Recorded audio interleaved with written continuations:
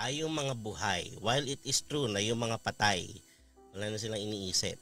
Pero tayong mga buhay, may capacity pa tayong mag-isip. Huwag nating aalisin sa isip natin na natatapos itong buhay. Kaya yung mga kasama natin buhay pa, pahalagahan natin at mahalin natin kasi hindi natin alam kung hanggang kailan natin sila kasama. At lahat ng oras at bagay ay hiram lang. Pahiram lang po ni Lord yan. At yung mga pinahiram sa atin na nauna sa atin, huwag natin silang kalimutan.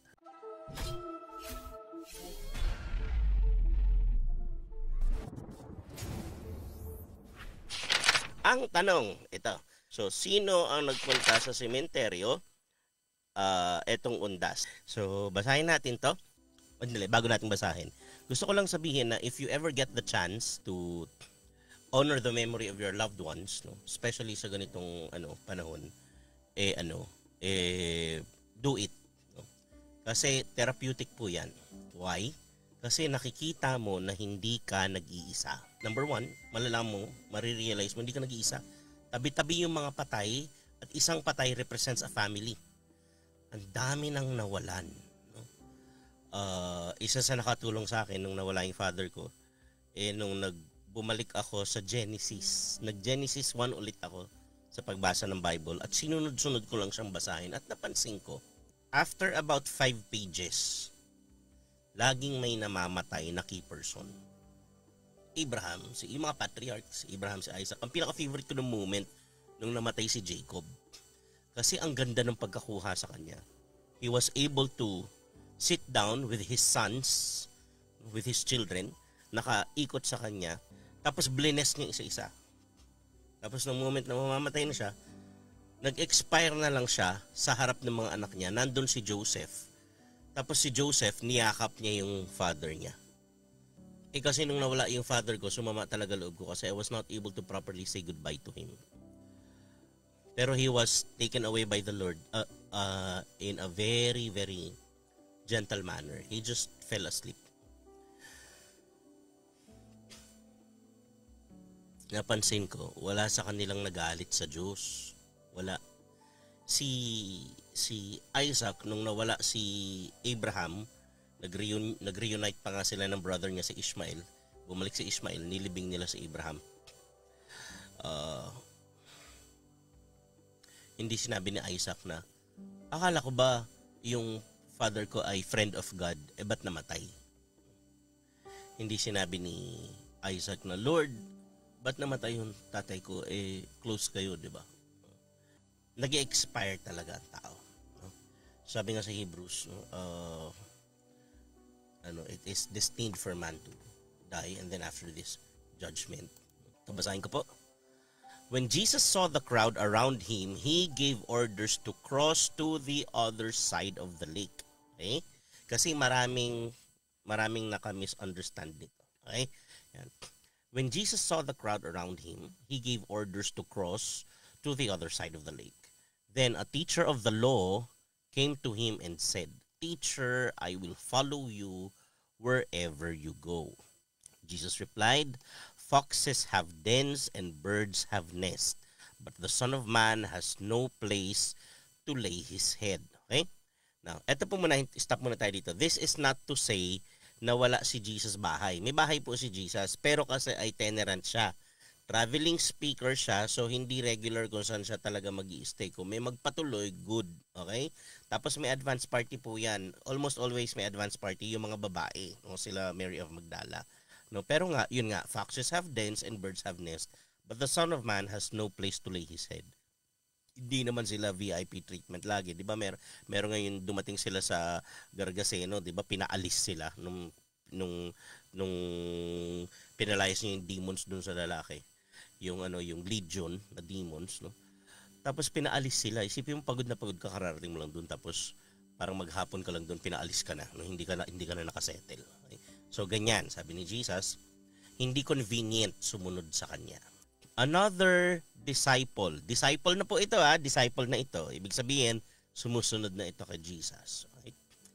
Another disciple said to him, Lord, first let me go and bury my father. But Jesus told him, follow me and let the dead bury their own dead. Matthew 8:22. Medyo delikado po kasi pag nagkamali tayo ng paggamit nito. Baka mag-develop tayo ng apathy sa mga namamatayan. Okay? Okay? Kasi sabi ni Jesus, let the dead bury their own dead. Okay? So discuss ko to sa inyo ha. Paano si Jesus pag may namamatay? Okay? So, sa New Testament, apat yung namatay na nag-react si Jesus. Okay? Yung anak ni Jairus, okay? Yung sabi niya hindi patay ang bata, natutulog lang. Tapos pinuntahan niya yung bata, tapos sabi niya talita kumi. Ibig sabihin, my daughter, wake up, no? Tapos nabinuhay niya. Yung anak na lalaki, nag-iisang anak na lalaki ng babaeng balo na nakasalubong niya na ililibing. Ililibing po ito ha. Ililibing, naawa si Jesus, hinawakan niya na buhay. No? To think na bawal silang humawak sa patay, no? Sa bangkay bawal sila humawak. Kaya nga yung tinuro ni Jesus yung parable of the Good Samaritan, napansin ninyo, hindi makahawak yung Levite pati yung priest doon sa victim kasi left for dead siya, walang malay, mukhang patay na siya, so hindi siya mahawakan. Kaya nung nakita siya nung priest, pumunta sa kabilang side ng road kasi madidefile siya, madudumihan siya pag hinawakan niya yung patay. Bawal kasi yun sa Mosaic law. Okay? Magiging unclean ka ceremonially for 7 days. Si Jesus, ginawa niya yung patay, nabuhay, tapos binalik niya doon sa nanay. Isipin niyo yun, okay? Tapos lahat to nasa Gospels to. Tapos dalawa, tapos yung isa si Lazarus. Okay? Lazarus is in John chapter 11. Okay? Tapos ito. Okay, so tatlo yan. Tapos ito. Okay? Ito, kasi pag hindi natin ito naintindihan, magde-develop tayo ng apathy. Ibig sabihin, mawawalan tayo ng pakialam. Okay? O mawawalan tayo ng damdamin ng paikiramay sa mga taong namatayan. Kasi pag namatay, sasabihin natin, pag mo naiintindihin, sabi nga ni Jesus, hayaan mong ilibing ng patay yung kapwa patay. Ibig sabihin yung patay, yung dead in the spirit, yung mga unbelievers, dead sila eh. Kasi di ba sa prodigal son, yung isang anak lumayo sa tatay, namatay siya. Okay? Tapos bumalik siya, nabuhay siya. Okay? So, hayaan mo na yung mga patay. Ilibing yung kapwa nila patay. Isipin mo yun. Magiging katitisuran po tayo sa mga kamag-anakan natin. Isipin mo, halimbawa, namatay lola nyo. Diba? Matay lola natin. Tapos, lahat nag-aasikaso kanya-kanya. Tapos, ikaw, ayaw mo, ayoko, hindi ako sasali dyan. Kasi ang sabi ni Jesus, ilibing ng mga patay, ang kapwa nila patay. Eh, ako matidisgrasya tayo.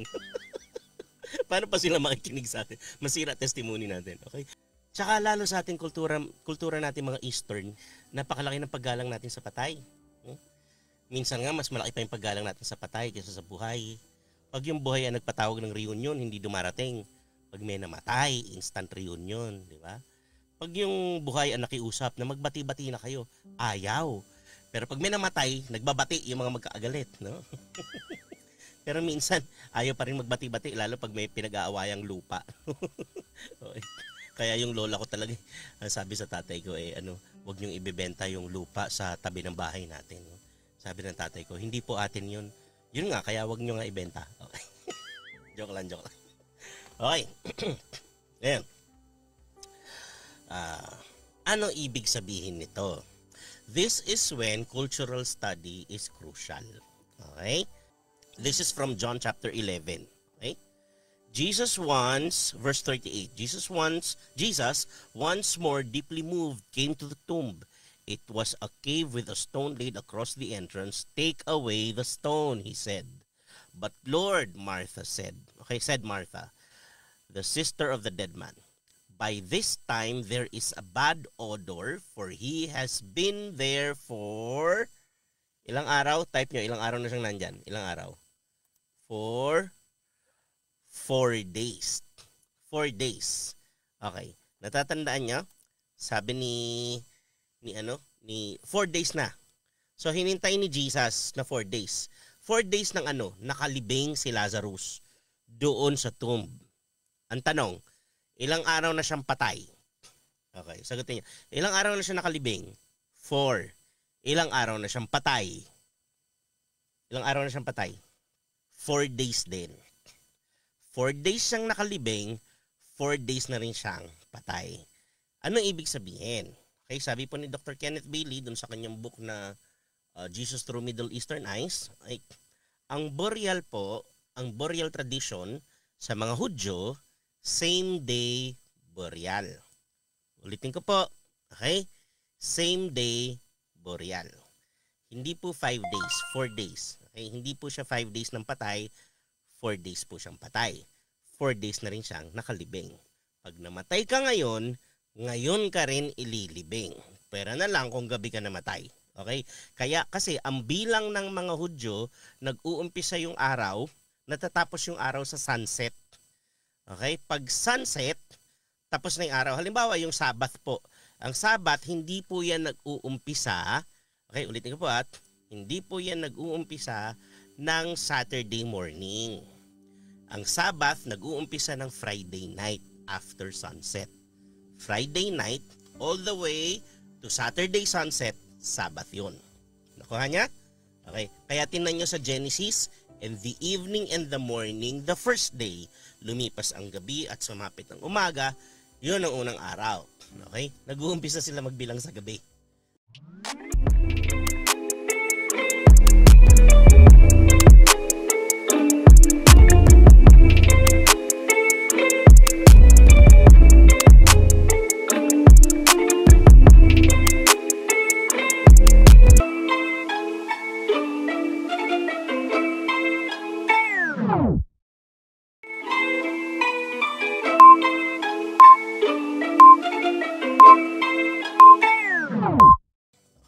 Kasi meron pa mga hindi nakaintindi nito sa medyo mali ang paggamit, no? Medyo delikado po kasi mamimiss natin yung opportunity na maging grateful para sa memory ng mga departed loved ones natin, no? Tapos makakatisod tayo sa iba. Kasi halimbawa sila nagprepare sila, may namatay, nagprepare sila para asikasuhin, para bigyang parangal, no? Yung tao. Tapos tayo ayaw natin kasi hayaan mo na yung mga patay, ilibing yung kapwa nila patay. Hindi po ganoon yan. Okay? I-explain ko sa inyo isa-isa. Ini-embalsam, hindi po sila binubuksan. Ang embalming po, yan Jared, ang embalming po sa mga Hudyo minamamify. Nilalagyan ng herbal na pang-preserve. Si Jesus nilagyan ng aloe vera, okay? Tapos ng aloe vera at saka ng mga herbs, tapos ay binalot siya. Okay? Si Lazarus ganun din. Okay, nakabalot siya. Kaya yung napansin niyo, yung sinabi ko kanina, yung nakasalubong ni Jesus na patay, di ba? Hinawakan niya. Tapos binangon niya. Okay? Hindi sila binubuksan. Okay? So kaya kailangan same day kasi hindi sila binubuksan eh. So pag hindi mo agad nilibing yun, manghangamoy na talaga yun. Okay? So same day sila, same day burial. Ulitin ko po, linawin ko po, same day burial. Si Lazarus, ilang araw siyang nakalibing? 4. Ilang araw siyang patay? 4. Okay? Pero yung burol po sa kanila, ibig sabihin yung kanilang eulogy, no? Sa atin kasi, pag nagburol tayo, nandiyan pa yung patay. Sa kanila hindi. Okay, ililibing na yung patay, tapos magluluksa sila ng 7 days, tapos 40 days pa ulit. Yung 7 days na yan, nandyan lahat ng mga friends, nagluluksa sila. Kaya tinan nyo, nung dumating si Jesus doon sa kila Mary, kay Mary at kay Martha, nagluluksa silang lahat, nandun yung mga tao, ang dami. Tapos sabi niya, saan siya nilibing? Nandun pa yung mga bisita eh, pero wala yung patay, nakalibing na. So ang sinasamahan nila yung family. Tapos saan nakalibing, pumunta siya doon sa libingan, sumunod yung mga tao. Kanya? Okay. Ganon. Same day burial po ito. Ngayon, balik tayo dun sa Matthew chapter 8 verse 22. Okay? Lord, first let me go and bury my father. Okay? Susunod po ako sa iyo, pero hayaan mo po muna mailibing ko yung tatay ko. Ang sagot ni Jesus, eto lang first time, one time lang to na sumagot si Jesus na hindi siya nag-express ng compassion dun sa namatayan. Lagi-lagi pag may namamatay, nakikisimpatay siya. Dito hindi. Bakit? Okay? Kasi po, kung naiintindihan nyo ang culture, no, malalaman nyo na hindi pa patay yung tatay nito. Okay. Kaya ang ganda ng cultural study, hindi pa po patay yung tatay niyan. Okay? Ano ibig sabihin nung let me bury my father? Okay? Ito yung mga kailangan niyo i-consider. Sa mga Hudyo, sa kanilang lahat, same day burial. Kung same day burial, ibig sabihin, kung kailangan niyang ilibing yung tatay niya, ibig sabihin, namatay yung tatay niya nung araw na yun. Anong ginagawa niya doon? Anong ginagawa niya doon? Natatandaan niyo ba?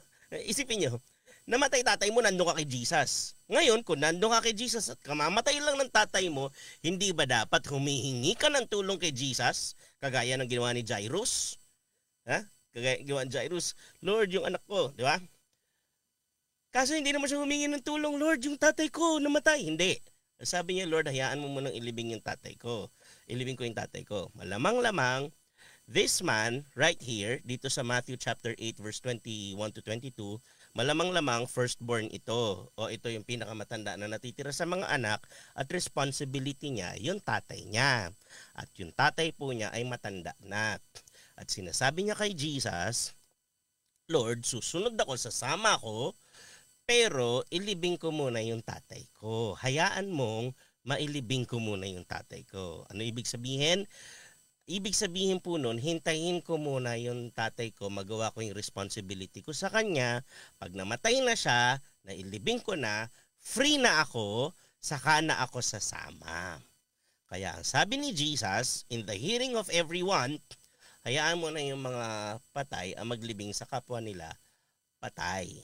Bakit? Kasi sa verse 18, ang linaw, tatawid na sila ng lawa. Mag-uumpisa na yung public ministry nila. Hindi na siya kayang hintayin ni Jesus.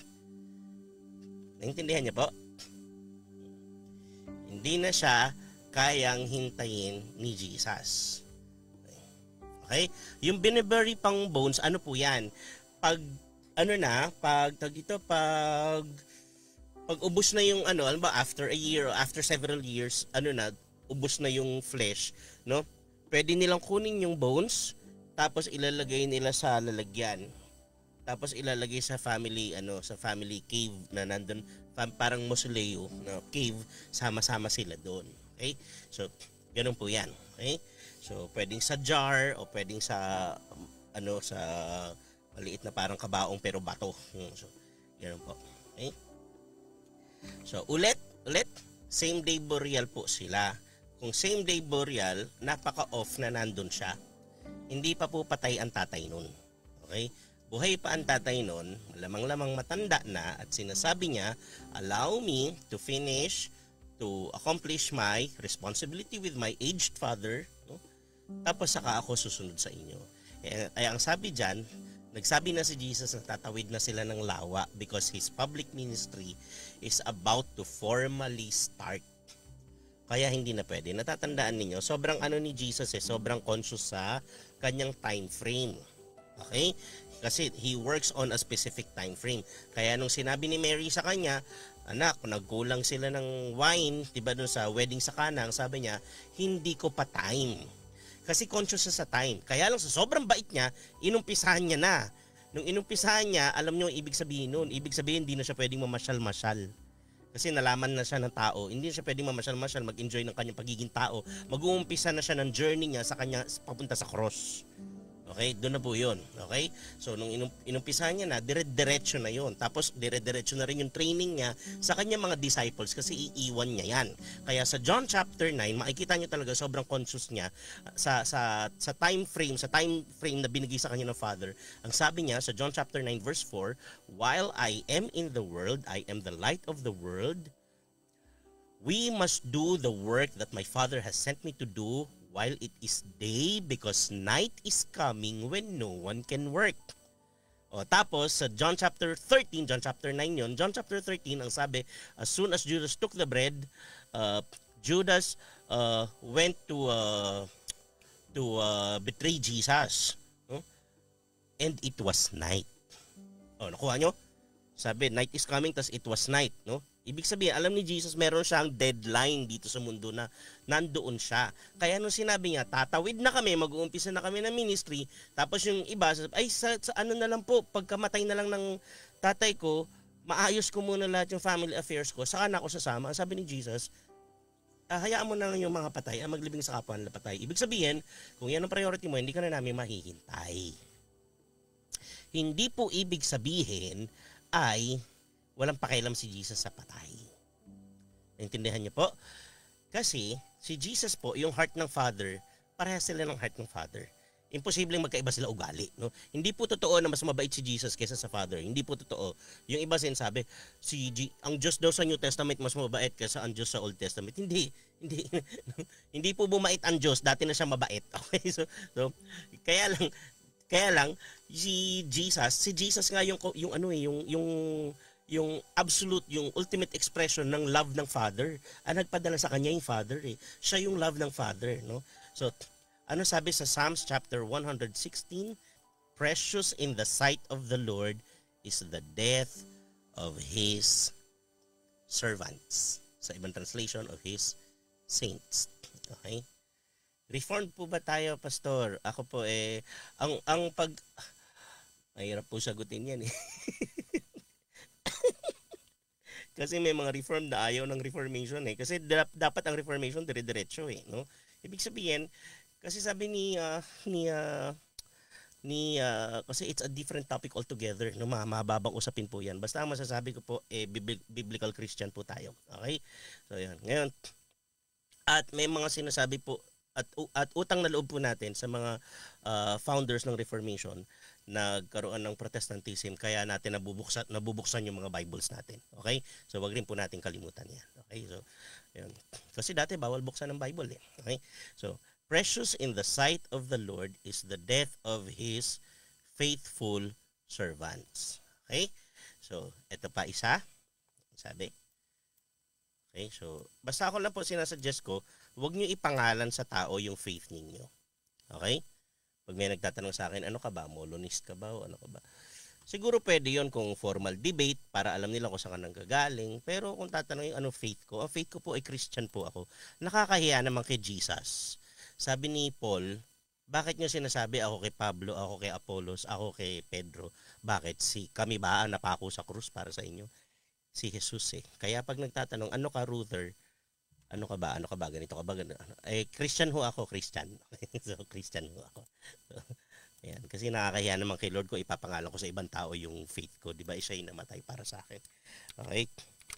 So, ayan. Okay. Ay, mali. Ito. Ayan. Okay. So, Ecclesiastes 7:2. Ano sabi dito?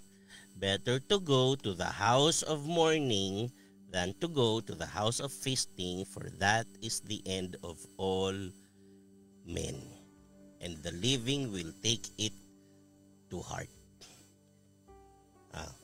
Okay? Tayong mga buhay, while it is true na yung mga patay, wala na silang iniisip, pero tayong mga buhay, may capacity pa tayo mag-isip. Huwag nating aalisin sa isip natin na natatapos itong buhay. Kaya yung mga kasama natin buhay pa, pahalagahan natin at mahalin natin kasi hindi natin alam kung hanggang kailan natin sila kasama. At lahat ng oras at bagay ay hiram lang. Pahiram lang po ni Lord yan. At yung mga pinahiram sa atin na nauna sa atin, huwag natin silang kalimutan. Kasi kung sasabihin natin, hindi na natin dapat inaalala yung mga patay, di itapon na natin yung mga Bible natin. Bakit? Patay na lahat sumulat yan eh.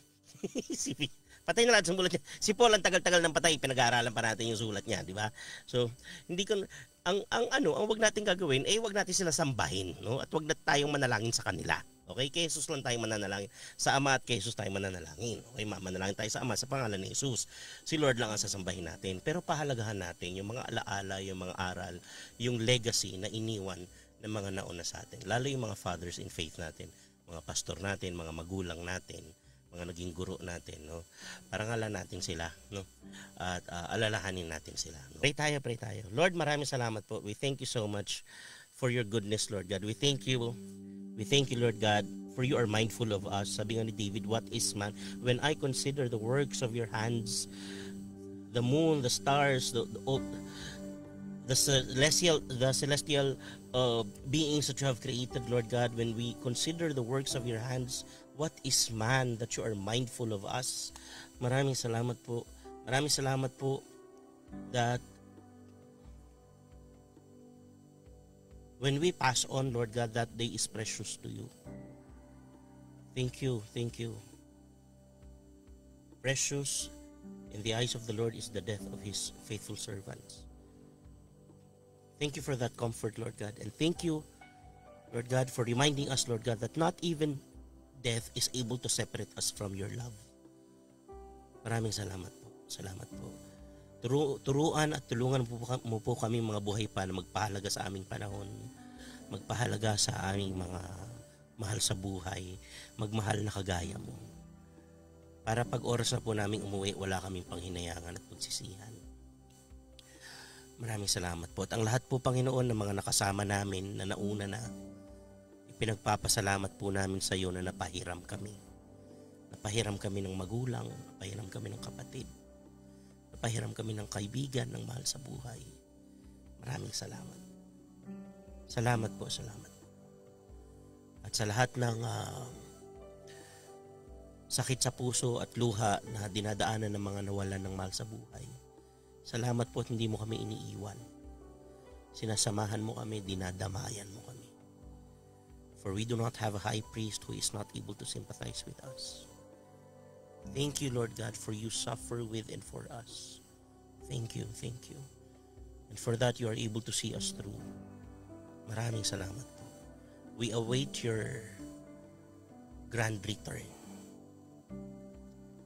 with joyous anticipation. In Jesus' name we pray.